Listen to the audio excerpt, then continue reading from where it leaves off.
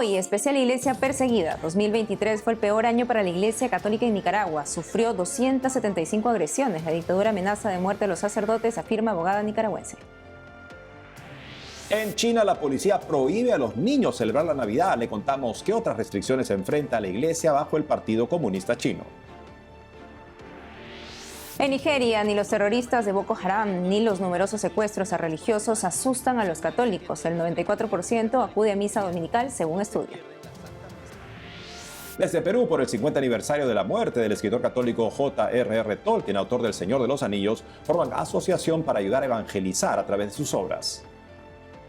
Para Natalie, seguimos en la alegría de la Navidad. Así es, Eddie, muy contentos de iniciar este programa con nuestros televidentes de nuestros estudios en Lima, Perú. Gracias por acompañarnos en EWTN Noticias. Soy Eddie Rodríguez Morel.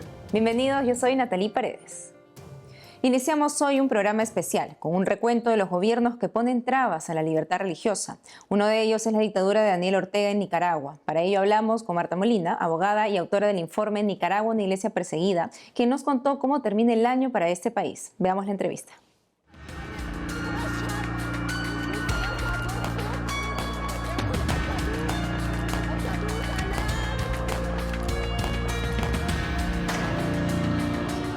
Estamos conectados con la doctora Marta Patricia Molina, abogada y autora del informe Nicaragua, una iglesia perseguida, que nos hará un análisis al respecto. Doctora Marta Patricia, es un gusto tenerla con nosotros nuevamente en EWTN Noticias. Como lo hemos mencionado al principio, la dictadura de Nicaragua ha sacado a una gran cantidad de sacerdotes del país y los ha desterrado. ¿Qué se sabe de ellos? Bueno, este ha sido el peor año para la Iglesia Católica en este último quinquenio que inició en abril de 2018 de persecución indiscriminada por parte de la dictadura, y el estudio actualmente contabiliza 740 agresiones en contra de la Iglesia.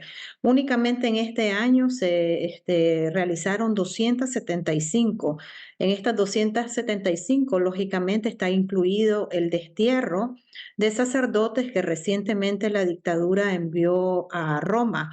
De ellos se saben que están bien, gracias a Dios, pues ya no están sufriendo las torturas que son características de las cárceles de Nicaragua, y están en Roma. Se les ha visto recientemente celebrando la Eucaristía, pero ellos hasta el día de hoy no han hablado más del proceso que vivieron cuando estuvieron detenidos o secuestrados injustamente.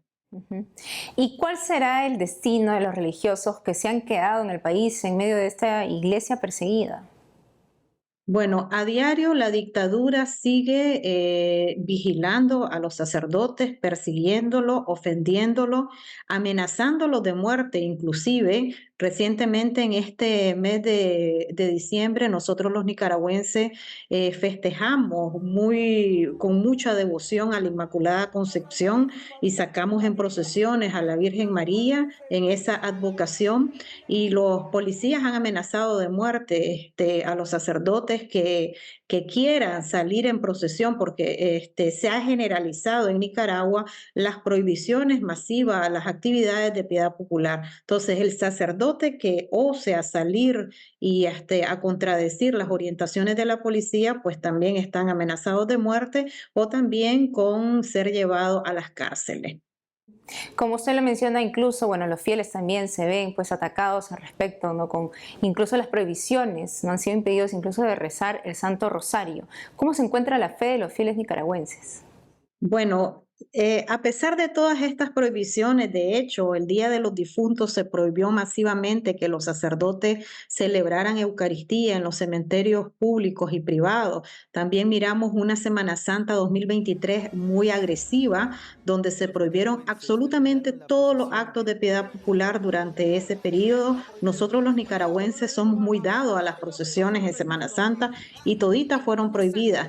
La única autorización que tiene la Iglesia Católica es realizarla adentro de los templos. Y a pesar de toda esta vigilancia a sacerdotes, a obispos, a los laicos, la fe del pueblo sigue activa, sigue muy viviente. De hecho, las vocaciones sacerdotales también no han decaído, se siguen formando sacerdotes. Y los laicos están siempre apoyando a la Iglesia Católica, no solamente con oración, sino con aquellos pequeños aportes que ayuden al sostenimiento de las parroquias, porque definitivamente con el bloqueo indiscriminado e ilegal que se dio en contra de todas las cuentas bancarias de las diferentes diócesis del país y de las parroquias y de las cuentas personales de los sacerdotes, pero ahí están siempre los laicos apoyando con su fe, con sus aportes a la Iglesia Católica en Nicaragua. Y esa es una buena noticia, que los laicos estén siempre presentes a pesar de estas dificultades. Doctora, y un gran defensor de la fe y quien está preso injustamente y condenado a 26 años de prisión es Monseñor Rolando Álvarez. Muchos piden su salida, pero él no quiere. ¿Qué podemos hacer al respecto? ¿Esperar su voluntad? Bueno, hoy 19 de diciembre cumple 502 días de estar encarcelado injustamente el obispo de Matagalpa. Hoy también se cumplen 99 años de ser erigida diócesis, la diócesis de Matagalpa, en donde él es el obispo y lógicamente pues la diócesis en este momento está celebrando una Eucaristía sin la presencia del obispo, pero siempre sus fieles siguen orando por la libertad de él y también por su salud física y espiritual. El régimen de Ortega recientemente presentó diferentes fotografías que lo único que nos manda el mensaje es que está con vida el obispo, pero se le mira muy afectado de salud. También la dictadura ha incumplido todo lo que son las leyes de la salud al mostrar los resultados médicos que según los especialistas con su estado físico no concuerdan los resultados con la apariencia física que él tiene. También miramos a un doctor que ni siquiera usa los implementos médicos necesarios para extraer sangre, no se pone guantes, no se pone gabacha y tampoco está utilizando todos los aparatos médicos necesarios. También pusieron una clínica en el lugar donde supuestamente él está detenido, pero todo esto es un montaje de la dictadura, mal montaje diría, y una vulneración inhumana a los derechos humanos y médicos del obispo de Matagalpa, Rolando, quien siempre sigue detenido. Sabemos poca información al respecto de él, pero nadie que esté bajo las condiciones que él se encuentra puede estar bien de salud. Bueno, y nosotros vamos a seguir orando por la pronta liberación, ¿no? Que ocurra este milagro de Dios de Monseñor Rolando Álvarez. Doctora Marta Patricia, muchas gracias por todo lo que nos ha comentado y seguimos rezando muy fuertemente por Nicaragua. A ustedes, gracias. Ahora nos vamos a Nigeria. El obispo de la diócesis de Oyo, Monseñor Emanuel Badejo, alentó a los jóvenes católicos del país a ser misioneros en medio de las dificultades que viven. En la carta de Navidad para los jóvenes, Monseñor Badejo aseguró que, al contrario de lo que muchos creen, los jóvenes no son el gran problema, sino el mayor camino de solución. Expresó su confianza en ellos y en su capacidad de forjar un buen futuro en el mundo a pesar de los problemas económicos y políticos que viven. ¿Qué dificultades se enfrentan los católicos en Nigeria? Le contamos la realidad del país en nuestro especial Iglesia Perseguida.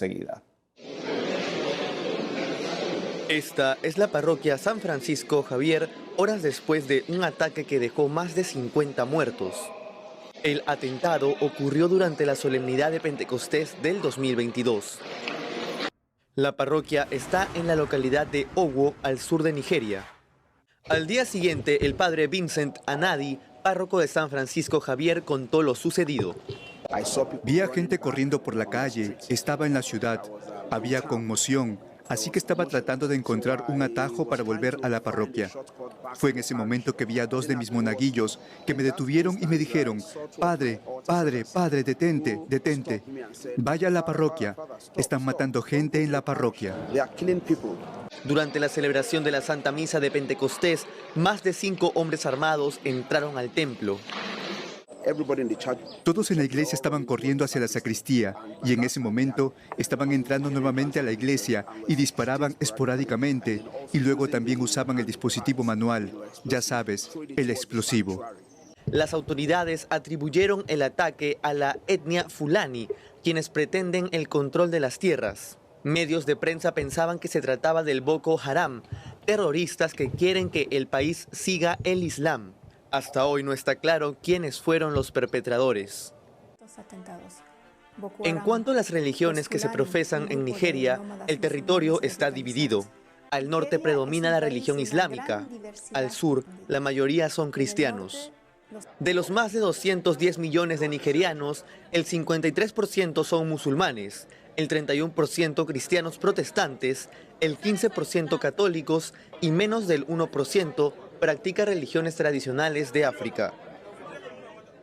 Kinga Shearstead, jefa de proyectos de Nigeria de la Fundación Pontificia Ayuda a la Iglesia Necesitada, nos cuenta por qué el odio a los católicos. Como en el norte empiezan a haber conversiones al cristianismo, al catolicismo, muchos musulmanes les perturbe la verdad, y yo creo que es una de las razones por la cual persecutan a los cristianos en el norte de Nigeria. Muhammadu Buhari, ex militar musulmán, es el nuevo presidente de Nigeria desde febrero de este año, elegido en medio de actos de violencia. Su religión hace más difícil a los católicos tener protección del gobierno contra actos terroristas. Los terroristas del Boko Haram son los principales enemigos de la iglesia en Nigeria. Ven la expansión del catolicismo como una amenaza a su objetivo del Islam como religión primigenia. Odian en especial a los que dejan el Islam por la fe católica. En los últimos 10 años, el Boko Haram secuestró y asesinó a sacerdotes, religiosas, niñas. La mayor parte de los crímenes quedaron impunes. Una de las cosas que a mí me ha impresionado es en el norte de Nigeria hay que saber que no hay muchos psicólogos profesionales, ¿no? Es el sacerdote que tiene que atender a las víctimas y hay muchísimas víctimas que son sumamente traumatizados, por supuesto, por todo lo que han vivido, lo que han visto, lo que viven el día al día. Que lo que intentan es abrir esa como espiral de violencia, quebrarla, ¿no? Para que alguien que ha sido atacado, que ha sido agresado, que ha perdido toda su familia, no vuelva a caer en la tentación de violencia. Nigeria es el país donde la mayor cantidad de católicos va a misa al menos una vez por semana, según el Centro de Investigación Aplicada en el Apostolado de la Universidad de Georgetown. El 94% de los 30 millones de católicos nigerianos no se pierden la Santa Misa Dominical. Los nigerianos son una gente súper alegre. Eso es algo que siempre me ha impactado, me ha impresionado, porque dentro de todos la persecución que viven, de todas las dificultades que viven, siguen con una alegría impresionante. No sé si está eso ligado a su fe profunda que tienen, pero por eso también los domingos van alegremente a la iglesia. Para ellos ir a misa es una cosa súper importante. De hecho, en el norte eso también quiere decir peligro, porque, por supuesto, se saben las horas de la misa, se saben cuándo los cristianos van a misa y por eso puede ser un sitio de ataque, ¿no? La Fundación Pontificia Ayuda a la Iglesia Necesitada realiza por Cuaresma una campaña de ayuda a Nigeria. Buscan financiar medios de seguridad como alarmas y transporte para los consagrados. También quieren ayudar a la Iglesia a implementar una nueva cultura de diálogo. Empezar ya con los niños, dialogar, los cristianos con los musulmanes, que juegan, no sé, fútbol juntos. Las mujeres que hagan cursos de, no sé, de talleres juntos, ¿no? Pero también a nivel de un obispo con un imán para construir la paz mediante el diálogo. El 12 de marzo último, el arzobispo de Abuja, Monseñor Ignatius Kaigama, pidió en su homilía para acabar con la violencia, destruir las ideologías que separan a los nigerianos. Tienen como incondicionales intercesores a Nuestra Señora de Nigeria, patrona del país, y su querido beato, el sacerdote Cipriano Iwene. En China, la Navidad fue prohibida en Baoding, una provincia con gran presencia de católicos cerca de la capital de Beijing. En Nochebuena, niños y adultos fueron impedidos por una gran presencia policial de ingresar a la Catedral de los Santos Pedro y Pablo, sede de la diócesis de Baoding. Además, ordenaron cerrar todos los negocios ubicados cerca de la iglesia y no se permitieron ventas ni promociones navideñas. ¿Por qué el gobierno hace esto? En nuestro especial de la Iglesia Perseguida en el Mundo le contamos cómo viven los católicos en este país. de rodillas. Así suplicaron los católicos chinos de la diócesis de Datong que el alcalde de la provincia de Shanxi detenga la demolición de la casa sacerdotal y convento de religiosas que por más de 100 años ha contado con todos los permisos para funcionar.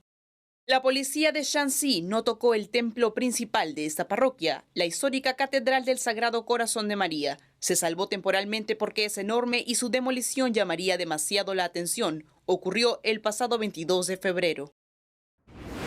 Desde 2005, la diócesis de Datong no tiene obispo, aunque es una de las comunidades católicas oficiales reconocidas por el Partido Comunista Chino, partido político que gobierna la República Popular China y el responsable de que las autoridades hayan aumentado la presión sobre los cristianos, con detenciones y cierre forzoso de iglesias, según detalla el informe de ayuda a la iglesia necesitada sobre los cristianos oprimidos por la fe entre el 2020 y 2022. La religión predominante en China es el taoísmo, la cual enfatiza la veneración de la naturaleza y de los ancestros. A esta le sigue el budismo, luego catolicismo y el protestantismo. Los católicos en China representan casi el 1% de la población del país, en una nación de más de 1.400 millones de habitantes. El cristianismo es visto como un símbolo de un llamado imperialismo cultural. Fray Eduardo Flores, vicario episcopal para la colonia china en el Perú, explica. La vivencia de la fe, a pesar de los esfuerzos que se está haciendo desde la Santa Sede, todavía exige un poquito más, ¿no? Porque la persecución, las limitaciones para la vivencia de la fe, de los sacramentos, todavía existe de manera bastante fuerte. En el 2018, la Santa Sede y la República Popular China firmaron un acuerdo provisional por el cual el Vaticano reconoce a los obispos nombrados por el gobierno chino en manos del Partido Comunista. Un crítico crucial del acuerdo es el cardenal Joseph Zeng, obispo emérito de Hong Kong. El purpurado es uno de los más abiertos críticos del gobierno comunista chino y de su represión contra la Iglesia Católica. Fue apresado durante algunas horas el 11 de mayo del 2022 y luego liberado por la presión internacional. El cardenal Zeng ha denunciado casos de violación de derechos humanos por parte del régimen chino hacia cristianos y otras minorías religiosas en su país. ¿Cómo es la vida de los católicos en China? Como la intervención política era bastante fuerte en la Iglesia Católica, surge un fenómeno bien especial dentro de la vida de la Iglesia, que es la Iglesia underground, o la iglesia bajo tierra, si se quiere hacer la traducción, ¿no? Es la iglesia que va a ser, vamos a decir así, fiel a la Santa Sede, fiel al Papa, frente a la iglesia patriótica, ¿no? O la iglesia que era dirigida y movida, ¿no? por el gobierno chino. La iglesia subterránea o no oficial está conformada por católicos chinos que son fieles a Roma y rechazan unirse a la llamada Iglesia Patriótica.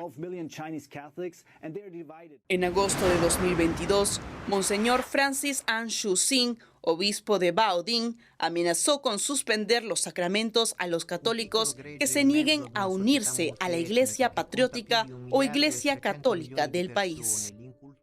Ha ido mejorando la situación, la vivencia de los sacramentos, pero siempre con algunas restricciones, ¿no? Porque, por ejemplo, a ver, una de las cosas que sorprende, ¿no? y que ha sido impuesta por el gobierno chino es que a la Santa Misa no pueden participar o no pueden asistir menores de 18 años. Hay que tener 18 años para asistir a la Santa Misa. De acuerdo a Fray Eduardo, solo 50.000 chinos reciben el sacramento del bautismo al año, en comparación con los millones de habitantes en el país. A pesar de las limitaciones para los católicos en China, la esperanza no está perdida. Precisamente en la Pascua de este año, serán bautizados alrededor de 1.700 adultos en la diócesis de Hong Kong, según Religión en Libertad.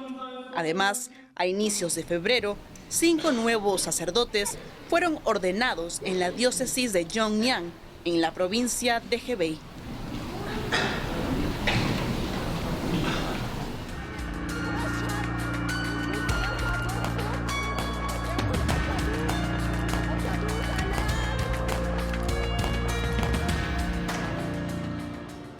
Hacemos una pausa, pero al volver, desde Perú, por el 50 aniversario de la muerte del escritor católico J.R.R. Tolkien, autor del Señor de los Anillos, forman asociación para ayudar a evangelizar a través de sus obras. Regresamos con más noticias con Enfoque Católico.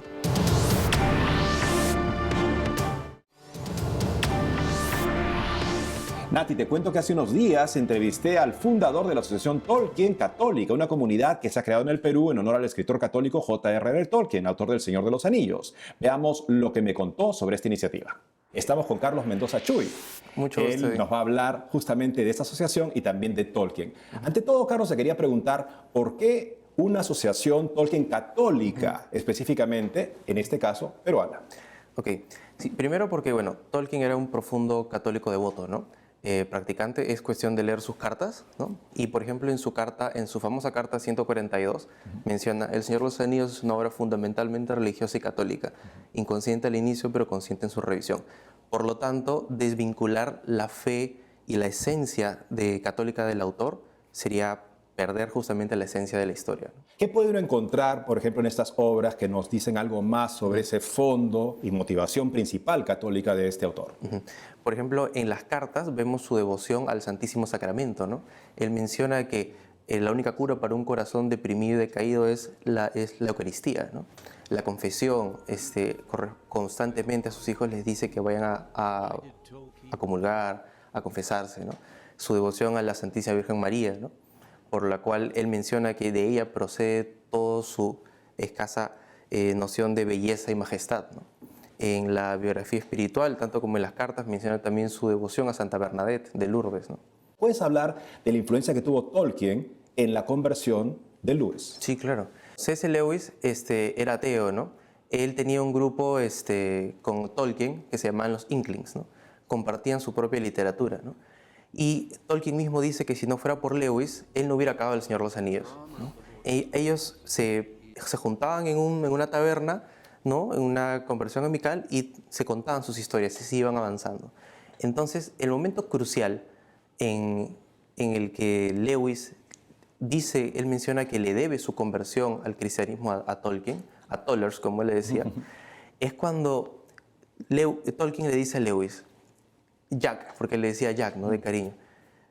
Nosotros amamos las mitologías, los guerreros de la época medieval, los mitos, ¿no?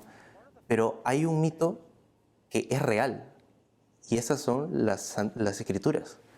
Y ahí Lewis dijo que en ese instante sentí como una brisa de aire me traspasó, ¿no? Y comenzó a creer progresivamente en Dios y luego en Jesús. Háblanos ahora de la Asociación Tolkien Católica Peruana. ¿Desde cuándo existe y cuál es su objetivo? Nuestra asociación existe desde el 25 de marzo, fecha en la que se destruyó el Anillo Único, fecha coincidentemente de la Encarnación.